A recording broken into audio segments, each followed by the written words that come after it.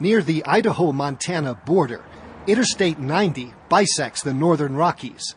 Traffic here runs round the clock. It's an interstate highway. It's got about 8,000 to 10,000 vehicles every 24 hours on it. So moving over the top of the highway is pretty risky for animals and people. Traffic isn't the only barrier. Concrete rails protecting motorists from head-on collisions are too tall for most wildlife to get across.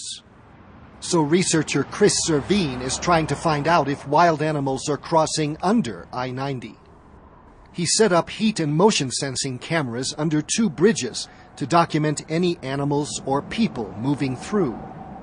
And what we're trying to figure out is what animals cross and when they cross.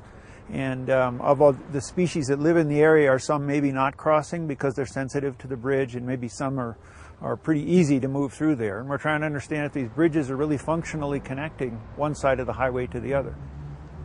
Servine is grizzly bear recovery coordinator for the U.S. Fish and Wildlife Service, and he wants to ensure grizzlies can cross I-90.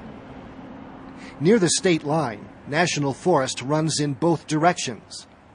With all this wild country, this is where grizzlies from the north could move south into the currently unoccupied Bitterroot Mountains. You know, we don't have a lot of bears that are close to that area, but we're trying to build populations getting further and further south, and eventually they're going to get up to this I-90 barrier.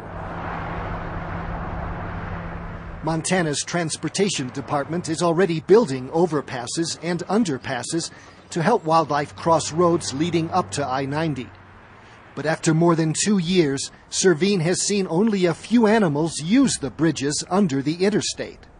We're very surprised that there's so few animals crossing. These are remote bridges. There's just dirt roads underneath them. It may be that just the level of human use that occurs on these dirt roads, there's ATVs and vehicles that drive through there occasionally. Just that is enough to prevent the animals from using them. Ultimately, special structures just for wildlife might be needed to get animals across this highway barrier. For This American Land, I'm Gary Stryker.